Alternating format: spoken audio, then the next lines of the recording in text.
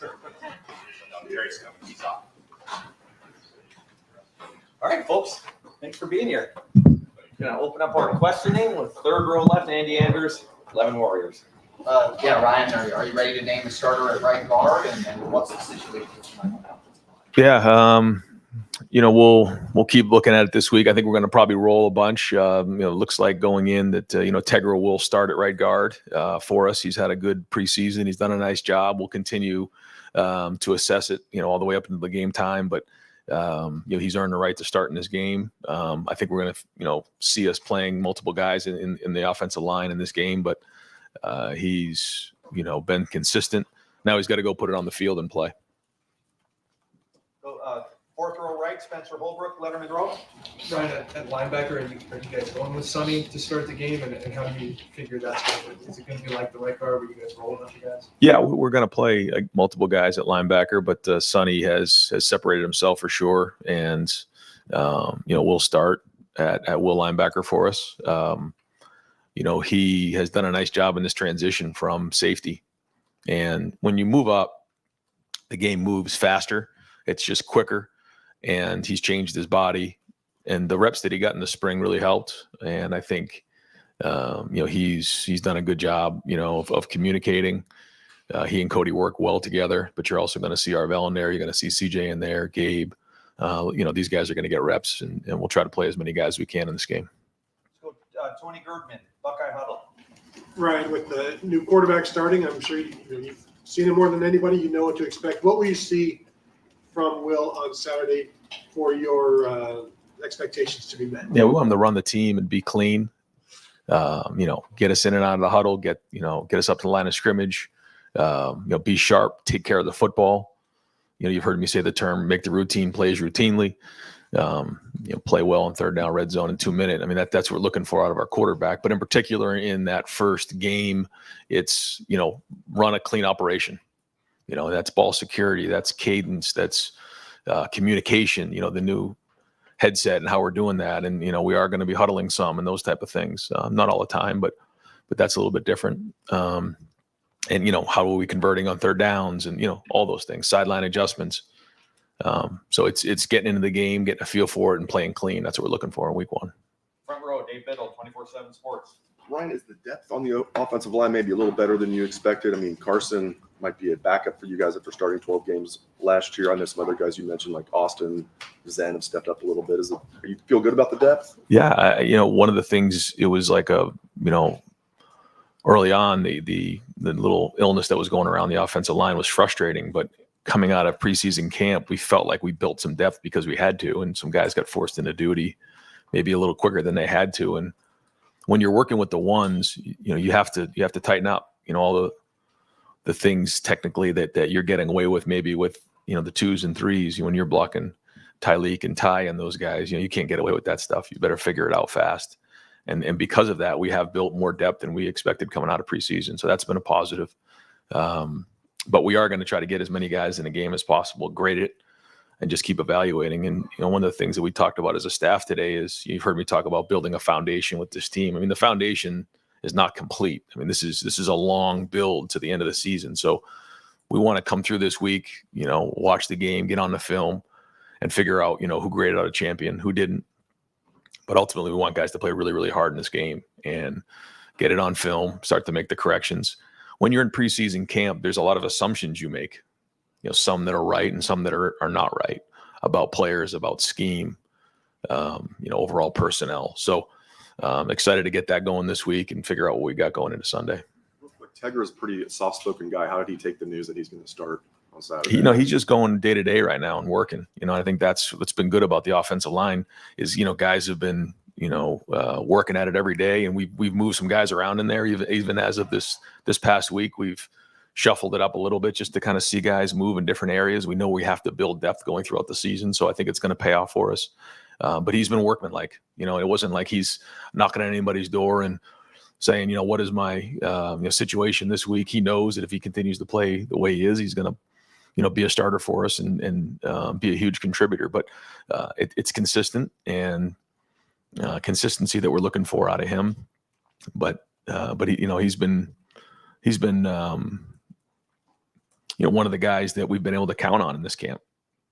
And that matters. When you get 20 some odd practices under your belt and you get the 15 in the spring, those reps add up, and he's been in there now for a while. When you think about the last couple of years, we really kind of got him with the twos even as a young player. And I think all of that is starting to pay off now for him. Stephen Means, Cleveland.com. You've had a starting running back, but you've never really had guys who are co-starters for starters. Just for the sake of asking, who's going to take the first snap at running back on Saturday? Yeah, I don't think Locke's decided that yet, but they're both rolling in practice. It's we're going to get our money's worth this week with the Heat, and so we're going to be rolling these guys pretty good, and James is going to get in there as well. So, we haven't really talked about that right now. Those guys are rolling, and they're both going to get a bunch of reps on Saturday. You mentioned James there. Has he made you guys feel comfortable about where the depth is in terms of who might be the third guy up at running back with the way he's played? Yeah, I would say James right now is the third running back. He's made some really good strides. Now he's got to go put it on the field and play games, and that's different than just doing it in practice. There's still some things that he knows he's got to improve on in different areas. But in a part of that now is getting in the routine of playing a game and being consistent over time. And when you're a freshman, sometimes that can be a challenge, making sure you're getting your rest, making sure you're taking care of your body and bringing consistency every week. So that'll be the challenge for him, but he's going to play again a bunch of snaps like a bunch of these guys. Yeah. Far left, Joe Nugent, WCMH. With the iPads now on the sideline this year, what type of impact do you think that'll have? Well, it's the same for both sides. But I think the communication in game will be very, very important in identifying what's gone on in the last series. We did that in the stadium the last 2 Saturdays. We were able to go through and see what it would look like at halftime, what it would look like during the game, up in the booth, on the sideline. And, you have an ability to tag certain plays on your side of the ball so that you can all get to it at the same time, identify what those things are, and then make corrections or identify what scheme things are going on.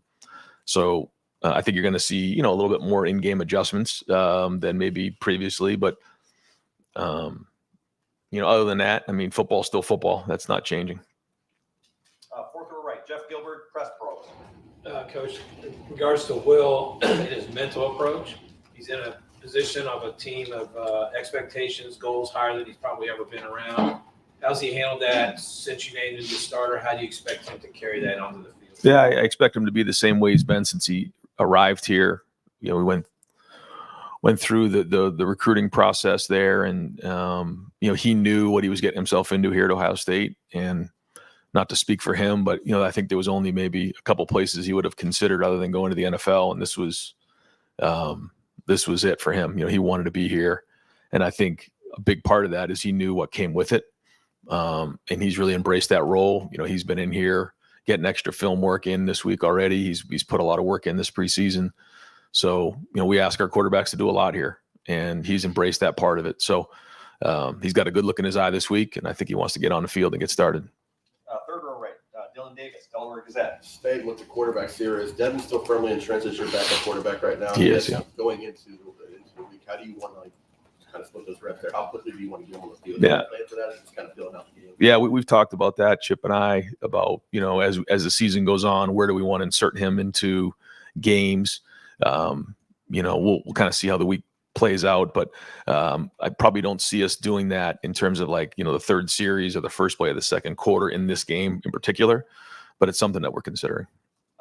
Deep center field, Jeremy Birmingham, the podcast. Ryan, I know as a coach you're not going to assume anything, but if other than winning and getting out of this weekend healthy, what makes this season opener a success to you as a coach and this coaching staff when you have put all this work in the offseason? Yeah, it's not easy, but it's simple. You want as many guys to grade out a champion as possible, 80% or more. And you've heard me talk about that before, but sometimes the best answers are the simple ones. Guys, you grade it out, either you did your job or you didn't, 80% or higher. And then, that we are the hardest playing team in the country. That's really, I know nothing's going to be perfect. It's a start, but if our identity is going to be the hardest playing team in the country and we're going to be giving unbelievable effort, we have to put that on film. We got to grade out over 80%. We got to play really, really hard. And that's what I mentioned to the staff today. And that's what we're going to talk about here in the team meeting at 2:30. And that's what we're going to, really be echoing out through all the week, and then hold them accountable on Saturday, and then come in Sunday, identify what went well, what didn't go well, and continue to bang that drum. Also knowing that we're going to have to enhance, our scheme as the season goes on. Let everyone know that 130 years ago, Akron won 12-6. I have not. Far right, Adam King, WBNS. Well, kind of going off of that, since 2019, this is your first time opening against a non-Power 5 team. You don't have to go on the road against a Big Ten team. You're not playing top 5 Notre Dame. How is that different for you guys to be able to step on the field on Saturday? Not taking anything away from Akron, but knowing, it's not as much of a challenge. Yeah. For us, it's always been about us. You hear me say that a lot, but you have to really focus on the process of it and like, what are we doing? And, our opponent shouldn't matter. If it does, then we're setting ourselves up for failure. So, what is the standard? Again, grade over 80% and be the hardest playing team in the country.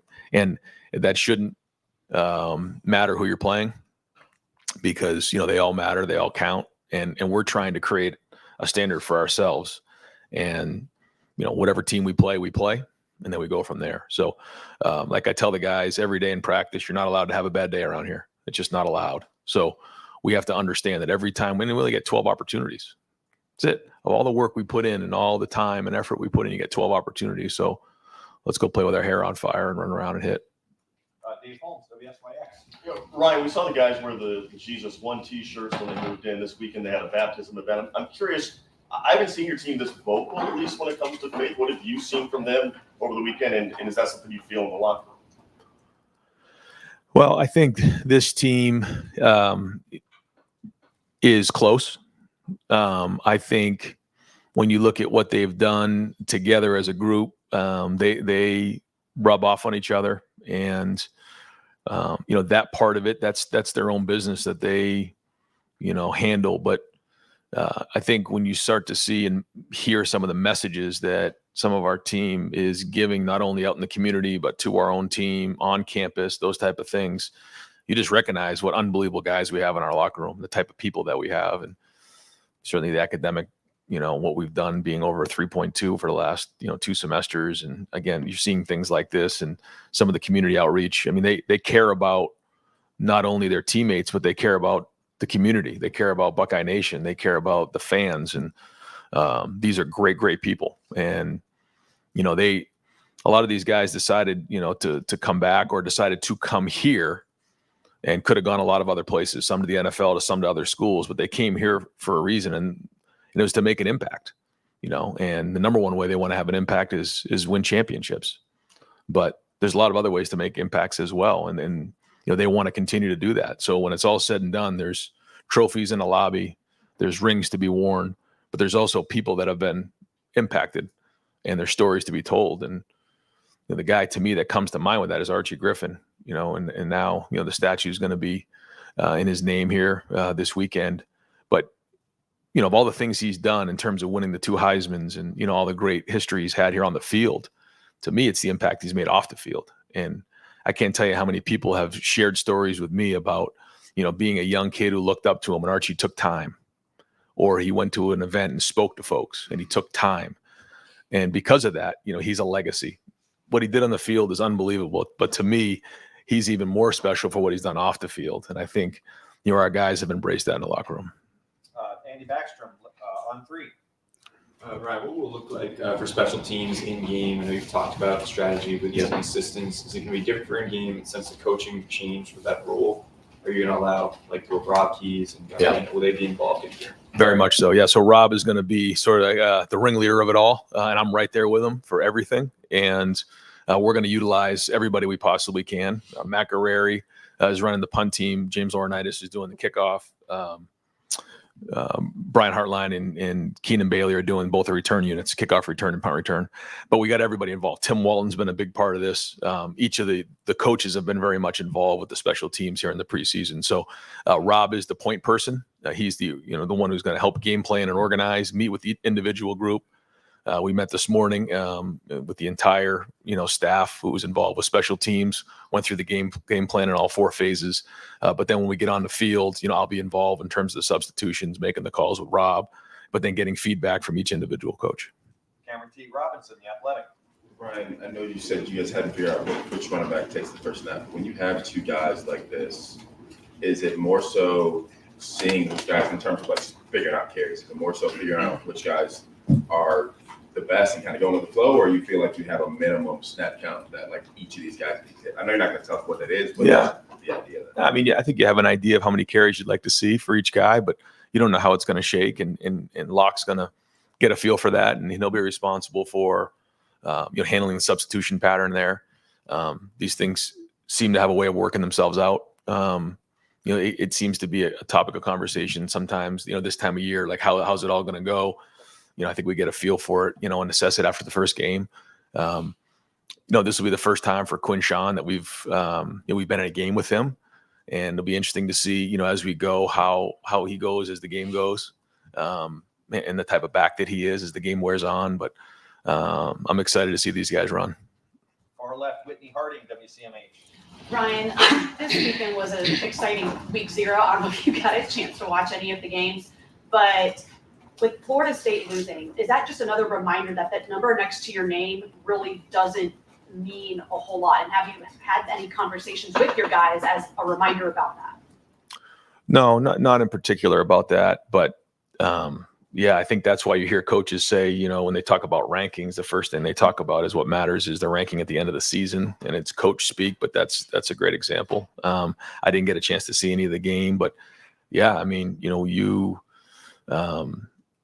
I think the first thing that's noteworthy is because of the way college football is now with some of the roster turnover, you may not know exactly what you're getting with each team early in the season.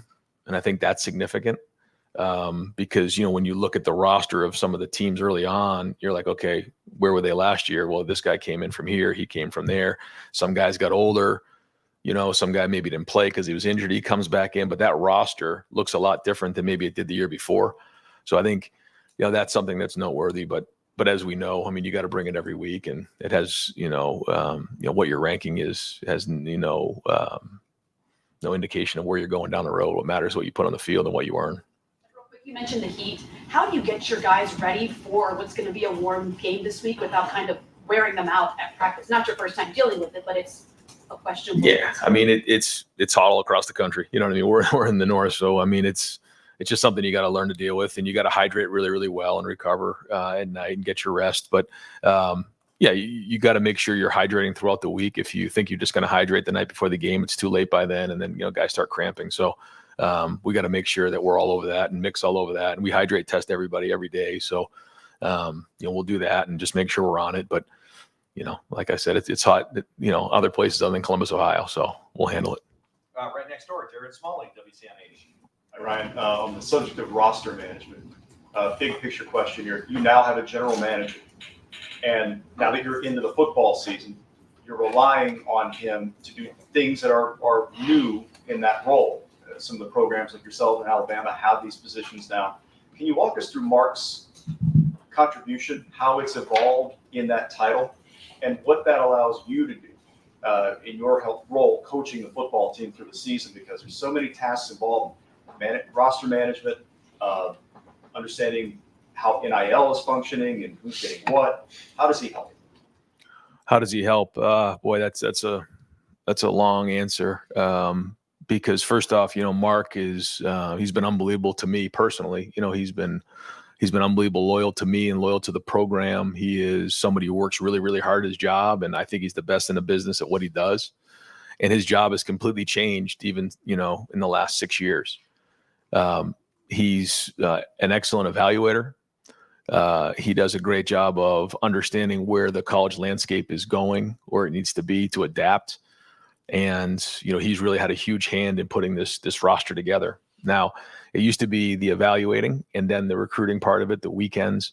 But then when you went to official visits in the spring, that completely changed. Now, we've gone from having a couple people on a visit to now having, 15 recruits and their families and you're talking over 100 people for a weekend. And it's almost like event management. There's that part of it. Then there's, the NIL piece of it, and his conversations with agents and, some of the folks in the community, and he's had a huge hand in all of that. So he's, his role has increased and it's become more and more important.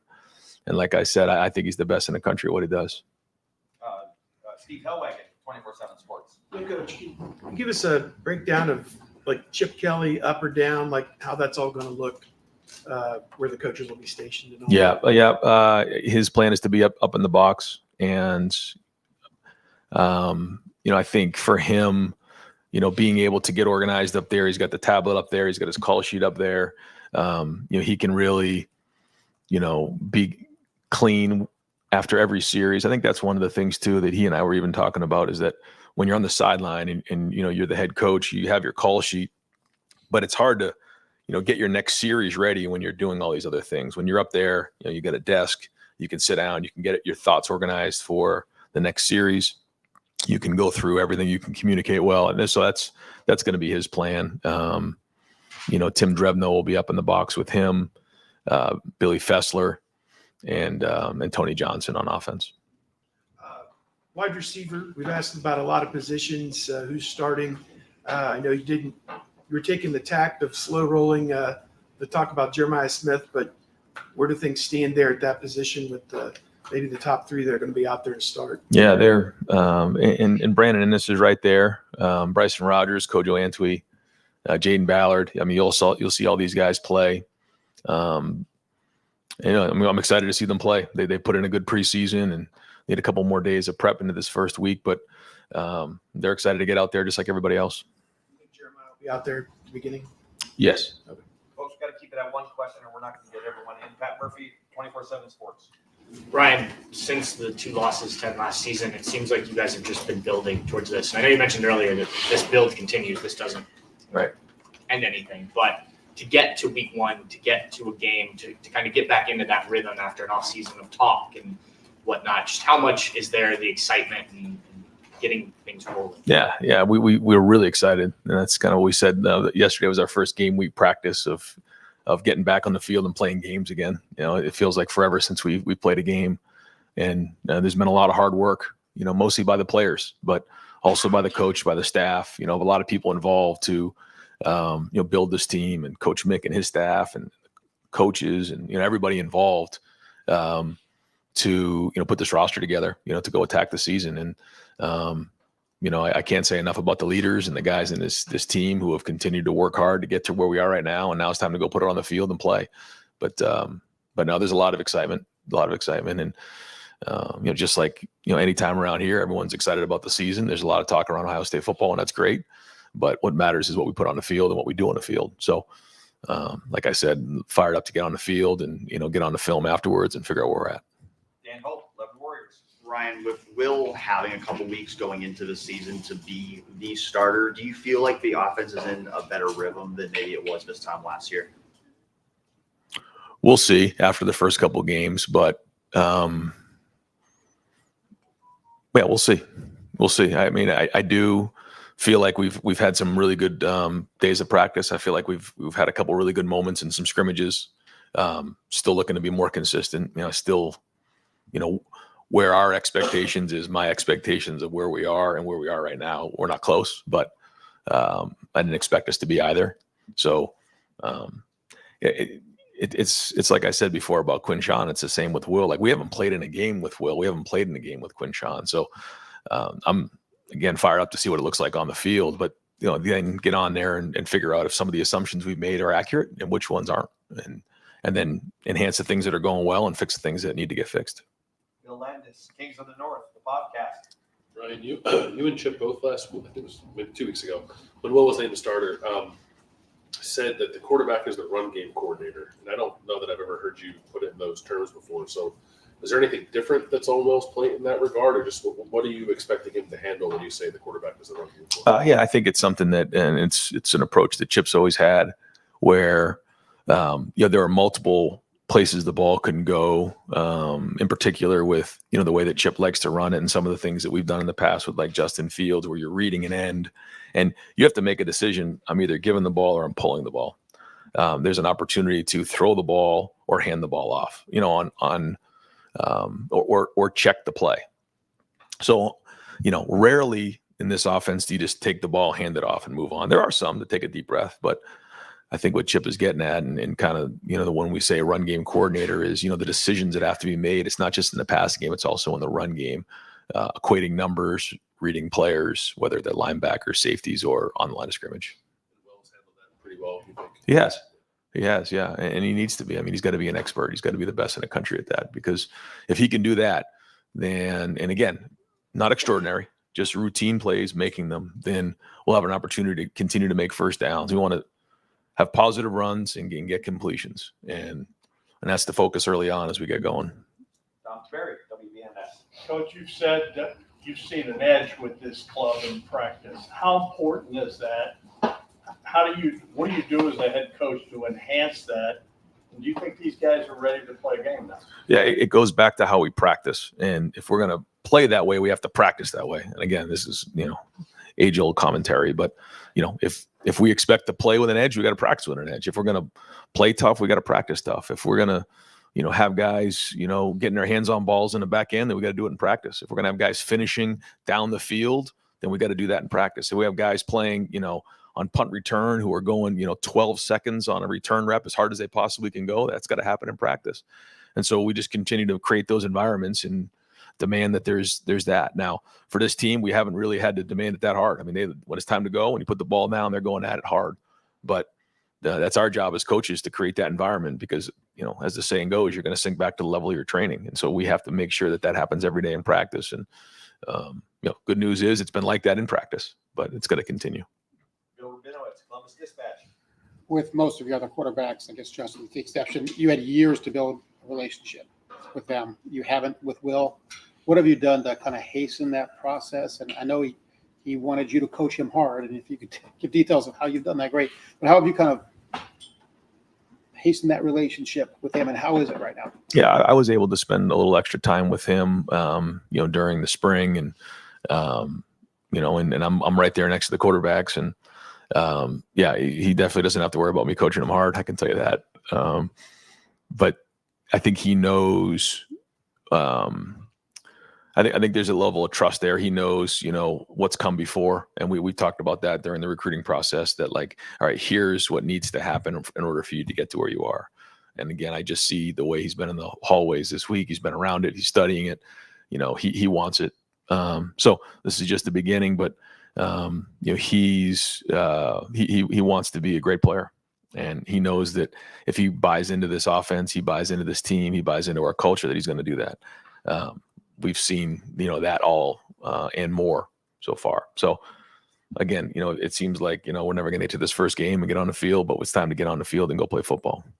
Austin Ward, podcast. Ryan, you've talked often about the potential length of the season and needing to build depth. You've been asked about a couple specific positions, but I know they're all different. Generally, do you think that your philosophy to younger guys or building depth, whether that's by design or different game situations, do you think that's going to be different? Do you expect it to be different? What is the planning to build that early in the year? Yeah, I think that it needs to be a little bit different. I think there's some things we've done in the past that have been really good, and some other things that we probably need to do a little better, but also considering that this is going to be a different season. So I think that leads you to, there's some things that we need to do to make sure. And sometimes, you got to go put them in the game and, kind of hold your breath, but it's the right thing to do, because you just never know how these things are going to go. So, again, whether it all happens in the first game or not, who knows, but philosophically, we got to get guys in the game, and we have to prepare guys to get ready, because, that run down the stretch is going to take everybody we got. Joey Kaufman, Columbus Dispatch. Ryan, now that you've had a full preseason run up to practice with the helmet communications and all that, how has that gone? How do you anticipate it just being a factor, and what have you kind of learned practicing with it? It's different.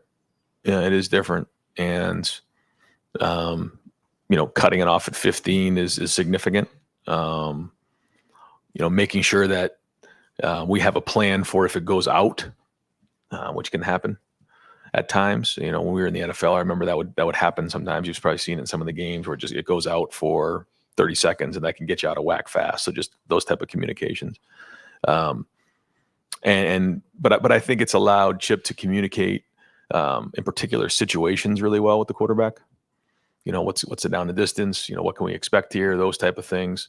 And then getting feedback from the quarterbacks on, what is too much information. So it's been good, but the day-to-day has mostly been just, in practice. The two that we've had were mock scrimmages. We turned it off at 15 to really get a feel for that. So, we'll get the call in early and get them lined up and go from there. To clarify, will Chip solely be the one talking to Will, or will you be able to talk to So him? I have it on me, which we did the other day, and I just realized that. I said, well, I don't know if that's good or bad for you, but so I do have the ability to get on there and talk to him, but I'm mostly going to let Chip do that. Any final questions? Tim May podcast. Thanks, Jerry. Three-parter. Number one, will you watch the Connor Stallions piece tonight on Netflix? Number two, what is your favorite moniker going into this year? Is it Hair on Fire, or is it Leave No Doubt, which you said in Indianapolis, which was kind of stirring, to a certain extent? Mm-hmm. And then number three, what do you want most? Now, I'm asking another number three. A lot's being made of the $20 million mark that Ross threw out there and stuff nationally about this roster, but you had a lot of guys come back, et cetera. And just what's your take on that kind of like hanging over this team as it heads into the year? Yeah. So, no. What was the second question? What's your favorite moniker? Hair on Fire? Yeah, I like Leave it. No Doubt. Yeah, Leave No Doubt is something that when you again look back at kind of where we've been and coming up a drive short, a play short, and you can't leave it to one drive. You can't leave it to one play. You just can't. You have to leave no doubt. And that's it. It's like whether it's a prize fighter going down to, either knock them out or leave it to the judges. You can't do that. And so, that's been something that we've talked a lot about.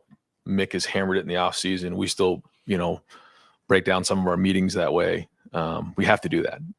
So, that's probably the one this year that, we've grabbed onto the most.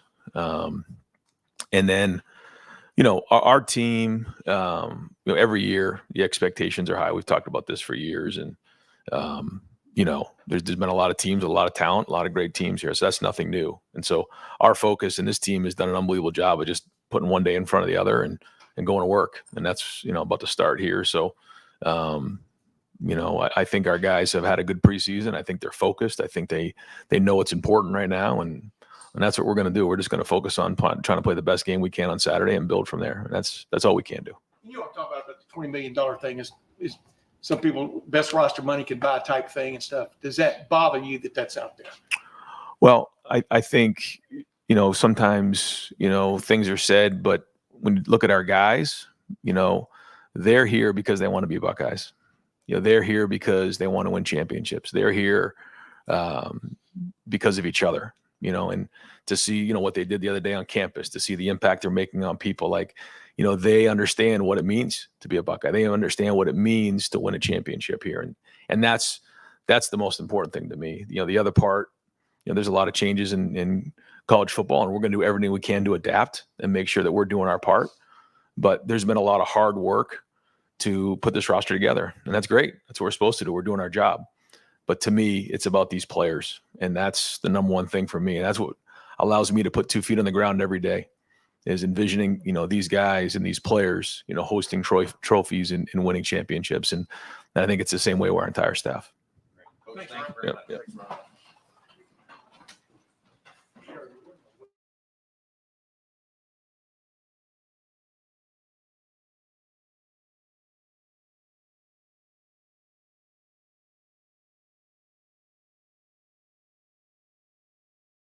Tim Knowles. We'll open it up. Tim May podcast. It's not going to be a 3-part question. No. I'm sorry, man. They accumulate. What's got you most excited about this defense as you get ready to embark on this season from the standpoint? Is it the veteran-laden aspect of it, the athletes that you've got. I mean, how would you describe to somebody who doesn't know much about it? I would say the ability to play fast, because when you know what to do, it allows you to play faster. On-field adjustments, that they can make because they understand the defense. But really, you just want to see guys playing fast because they know what to do. That's critical. Right behind him, Stephen Kreisnik, Cleveland.com. Last week, Cody Simon was talking about what it meant to him to get the block out and said that it had been a goal for him for a while. Could you tell pretty early on and getting to know him that he was a guy that had the opportunity to mean more for this team than necessarily X's and O's? Yes, conscientious, team guy, right? Do whatever it takes. No ego involved.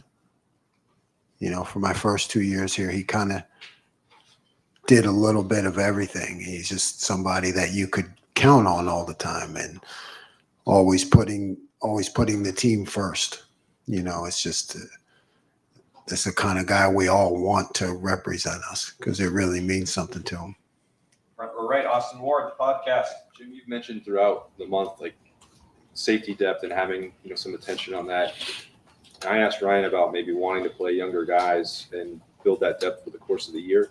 If you're talking about that position specifically, and you know what you have in Caleb and Lathan, do you think you're more willing to put Malik out there or Jalen McClain out there in key situations than you might have been previously, or what would be your philosophy on that?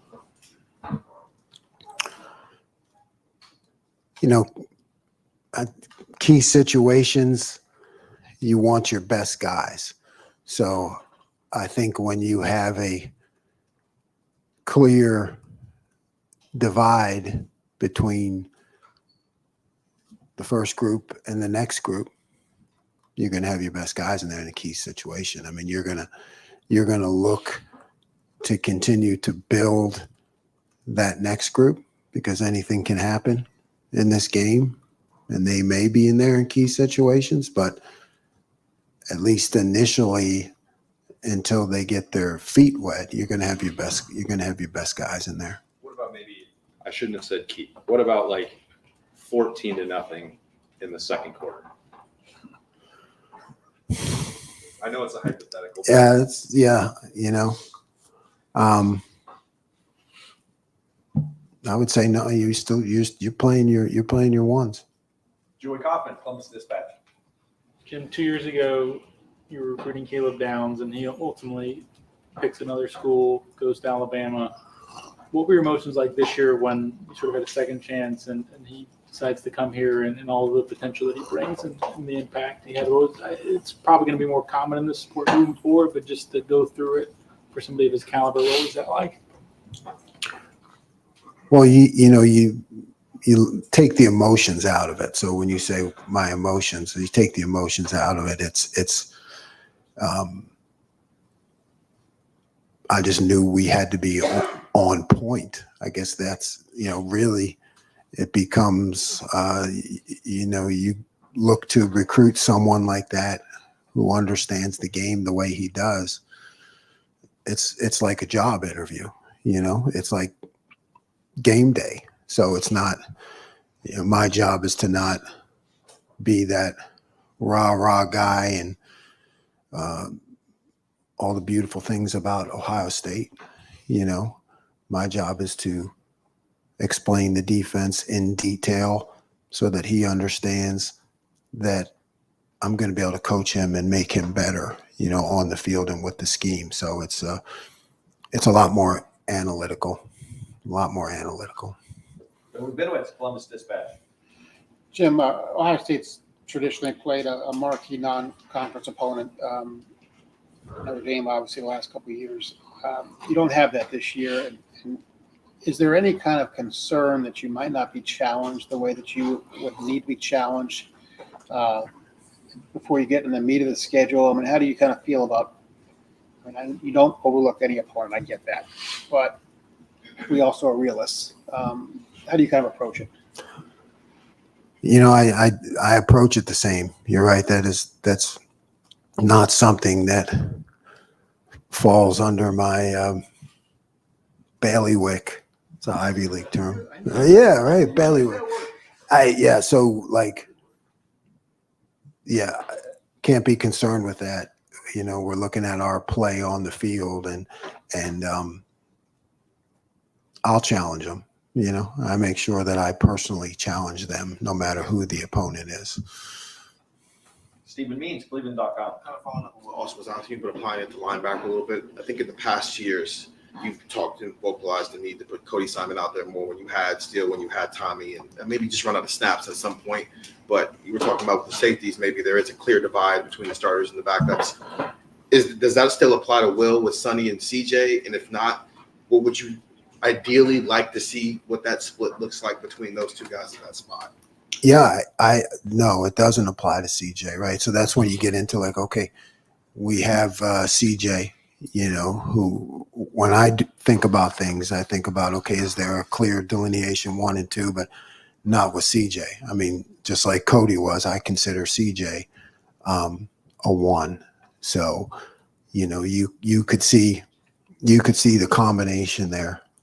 You know, you could see Sonny playing Mike and CJ playing Will and Cody taking a rest, you know, or you could see CJ at Will and Sonny taking a rest. So I think all 3 of those guys are considered 1s and should play equally.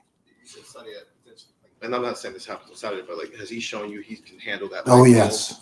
Oh, yes.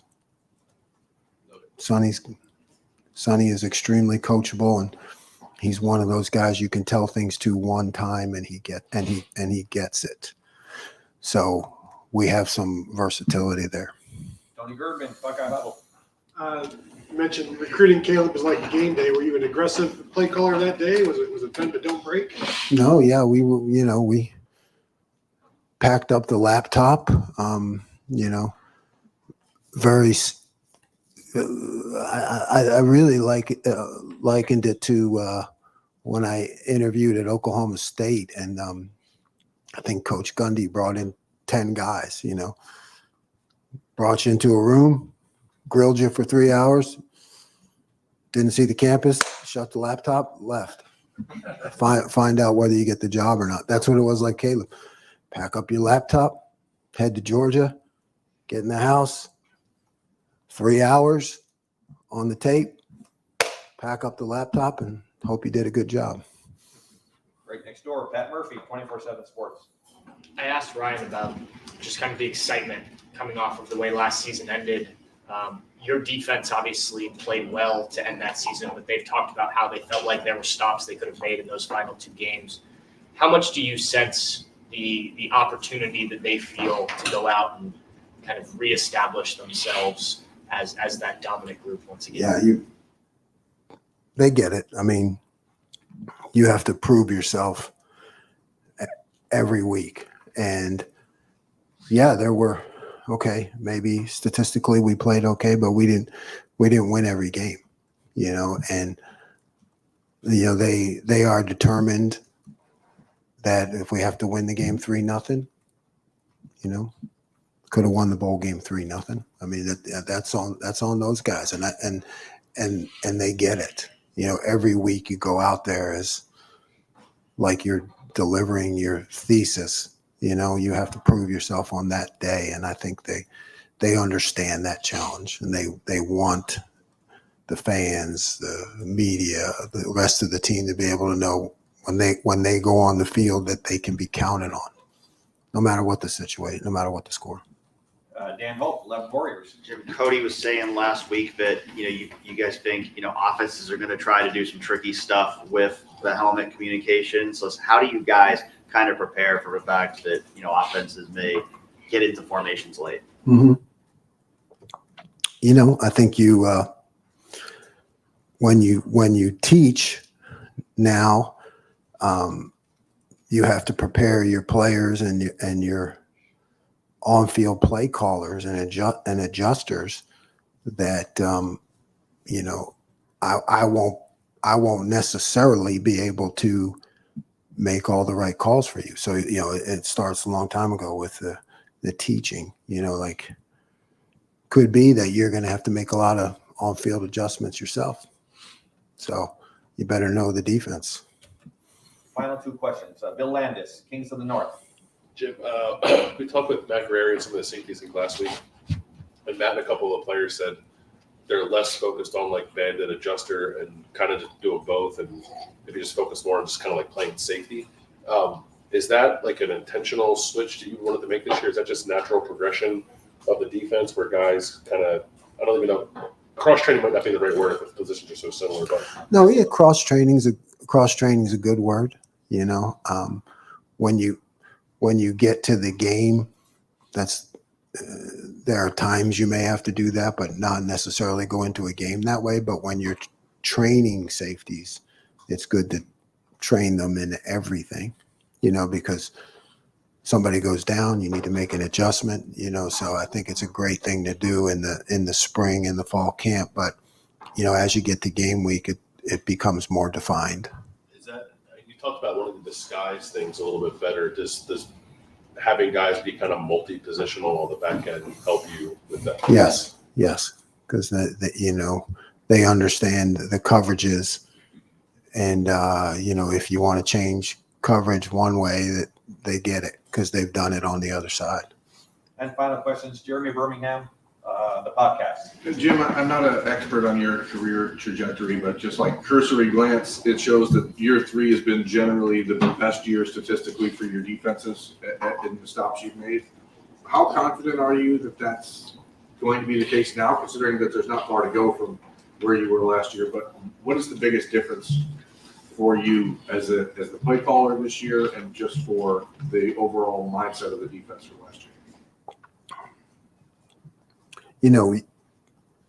You always take the tools that you work with, and it's the job of the coaches to get the best out of what you have. Now, maybe that year 3 is because, you get the guys who a couple years in the system, and now you're working with veterans, so here at Ohio State, we're working with veterans who are also extremely talented. So, you have to expect the best and chase perfection. It's just what we got to do. Coach, thank you very much. Thanks, Jim. Folks, I'm going to turn it over to Mike and Will Howard. I've got a 1 p.m. So when we're done with interviewing Will around 1 o'clock, need everybody to just move out to the lobby. If you're going to write, I don't want you writing in here. I don't want you writing on the field. You can do your podcast on the field, but let's head to the lobby to write. Mike, Will.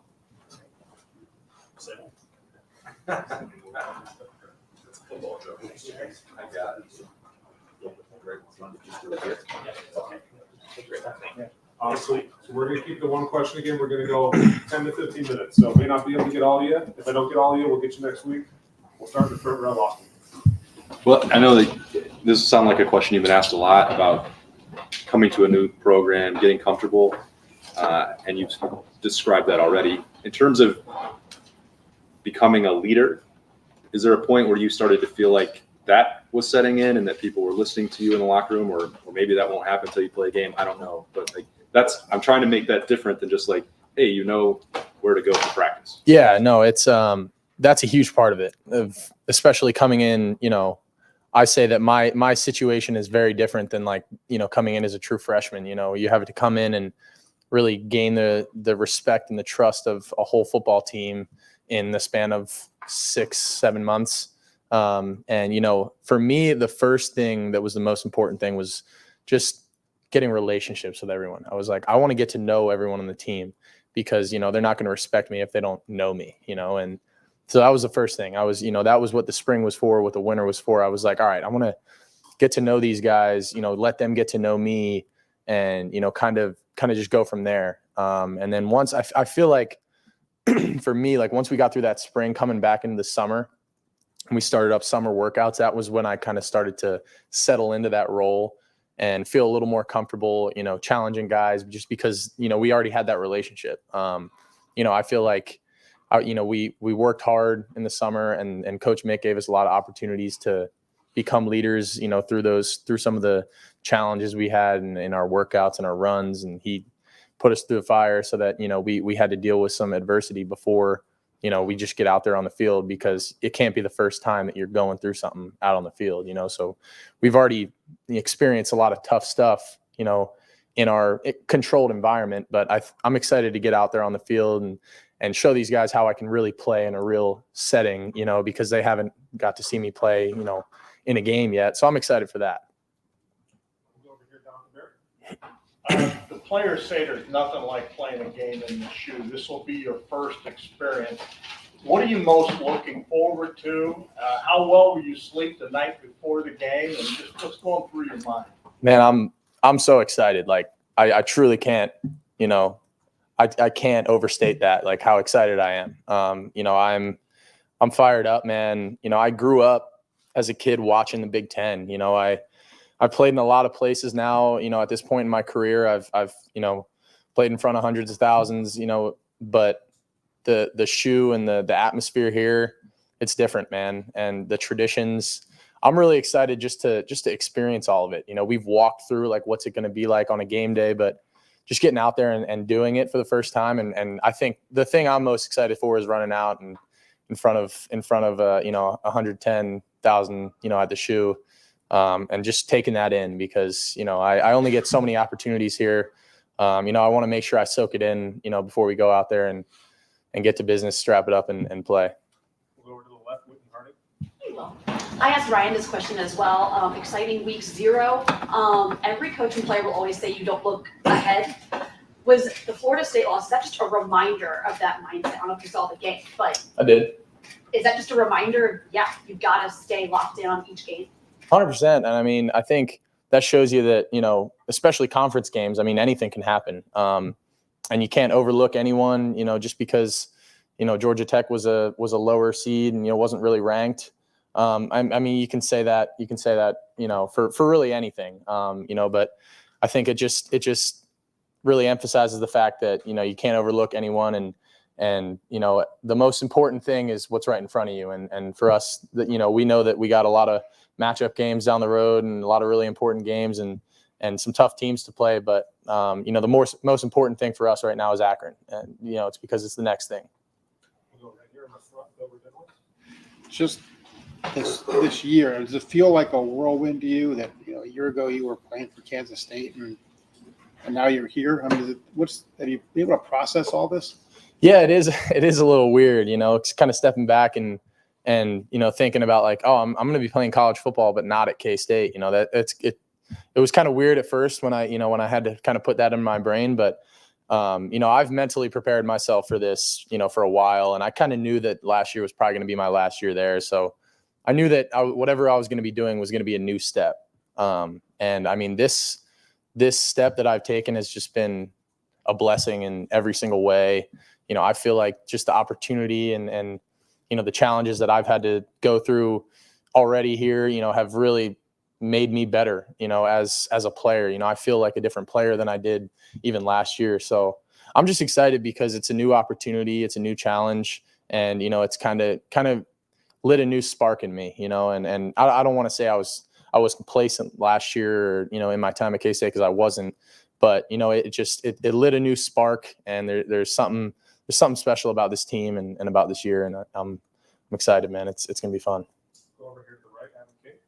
Kind of 2 parts here. One, what was your reaction when Ryan told you you were the starter? And 2, in your mind, what does it mean to be the starting quarterback at Ohio State? What comes with that? What is that role? Obviously, when he told us, I was very excited. It's an honor, it's a privilege, and I don't take it lightly. And there's a lot of really, really good players in that room, and to be named the starter in a group, like we have is an honor, and it truly, is special to me. And being the starting quarterback of Ohio State, it's truly like I said, it's a blessing, man. It's not something I take lightly. And, I know that there's a lot of stuff that comes with that. I know there's a lot of expectations and, pressure, if you will. But, I knew that was the first goal on my list when we got here, was to be the guy. And, I knew I had to work for it, and the guys in the room weren't going to make it easy. But I felt like I had a good camp, and I showed the coaching staff that, what I could do, and felt like I finally settled into the offense for the first time. And, just going through fall, I feel really, really confident with, kind of how I'm feeling the offense out and how I'm kind of, evolving in this system. And yeah, I'm flattered. I'm fired up, man. It's humbling, but it's also, something I don't take lightly at all. And I'm humbled. I'm blessed, man. It's going to be fun. On the aisle here, second row, Bill Landis. Well, I asked Coach Day this, but he and Coach Kelly both kind of called you the run game coordinator of the offense. And I know you did a lot of run game stuff at K-State, but is there anything different about what's on your plate here with this run game with Chip? And I guess just the responsibility of making sure you're always on point with your reads.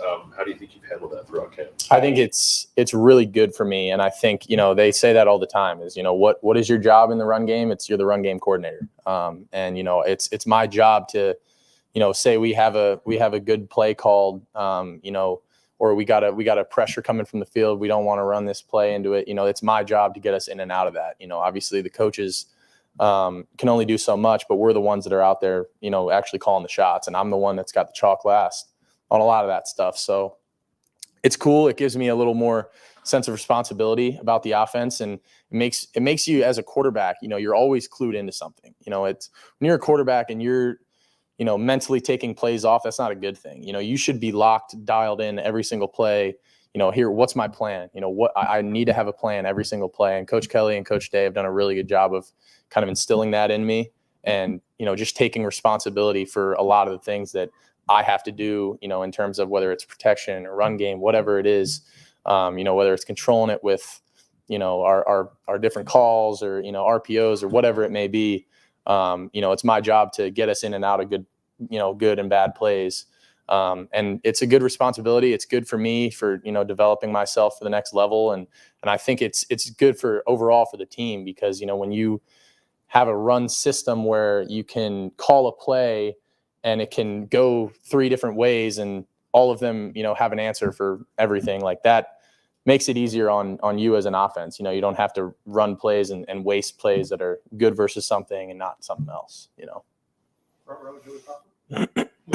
What's it been like having Chip Kelly when you're here with the headset and practices, and how different is that for you as a quarterback this year to have that new technology? I think it's, when you use it to your advantage and in a good way, it's really cool. And I think, it took a little getting used to. We had to work through some kinks, and, some days it's really loud and staticky, and, some days it's, it's perfect. But, just going through it and kind of working out the kinks of it through camp, I think there's a lot of really cool things you can use it for. And, if you're breaking the huddle, early, you got him till 15 seconds, he can give you little reminders here and there. Like there's little things that you can do with the headset. And, I think you can, if you use it to your advantage and you're efficient with it, then I think it's going to be a really good tool for us.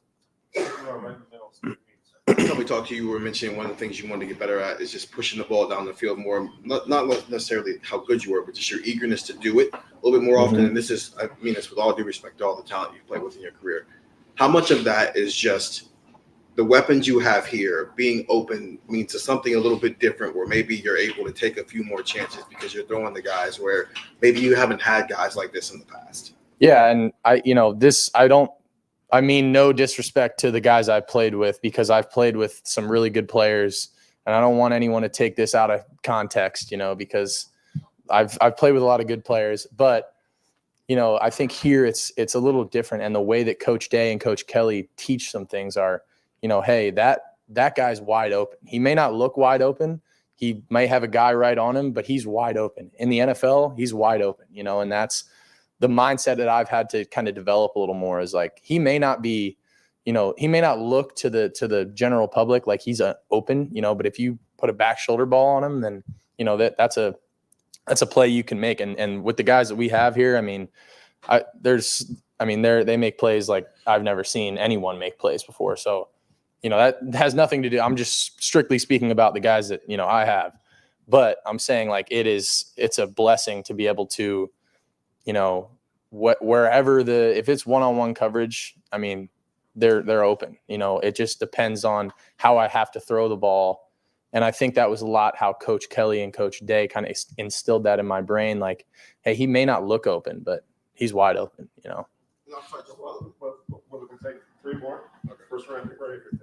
I'm trying to remember. Did y'all huddle at all at Kansas State? When is the last time you really were able to step into a huddle, call a play, and the vision of that is the romantic vision is you're upbraiding somebody about something though before you know what I mean? Yeah. We got to drive the ball, but how much do you think that will help? I guess from a demeanor standpoint for this offense this year. Are you looking forward to it? Yeah, I am. I'm looking forward to it. I think it's cool. I've been in huddle system. My freshman and sophomore year, we were all huddle out of K-State, and we were all off of a wristband or not, but we were all out of a huddle.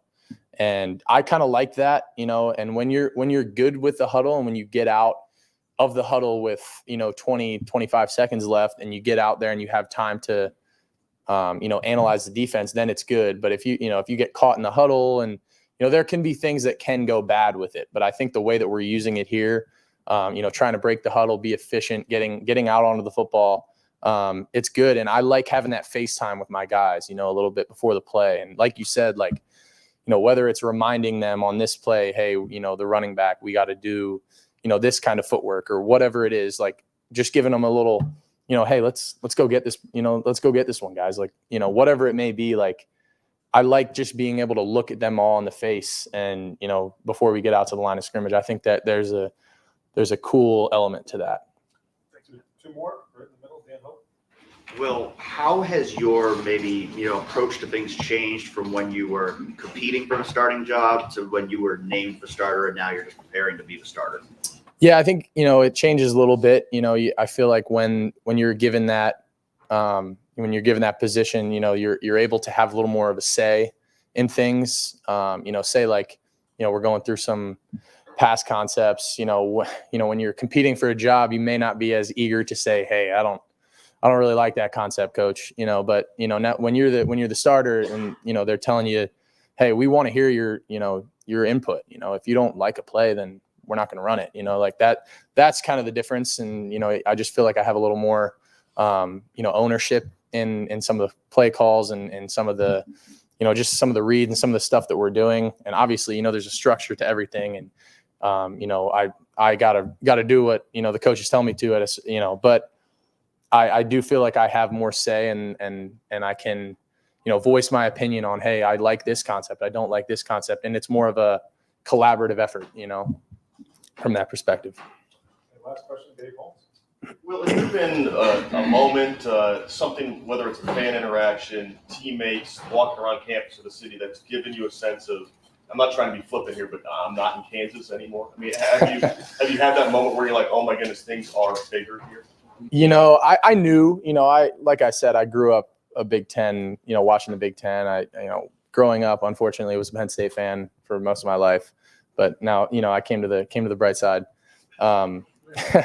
But I'd say that spring game, man, when I went out there for the spring game and there was 82,000 people, I was like, at K-State, we didn't even have a spring game, they used to do spring games and they would, they'd pack it out. But I mean, 82,000 at a, if you will, glorified scrimmage is pretty crazy, and everyone just kept asking me like, oh, what was you guys' spring game like? And I was like, we had a practice 15. We didn't have a spring game. So, it's a little different, but everything, it's cool, man. The market is huge here, in Manhattan. It was really cool because it was a small college town and everyone was so bought in. But here it's like, it's a big city, but you still feel that like everyone in the city, like just huge Buckeyes fans, and feeling that in a big city is really cool. It's like, dang, like, it's not just a small town kind of thing. It's like,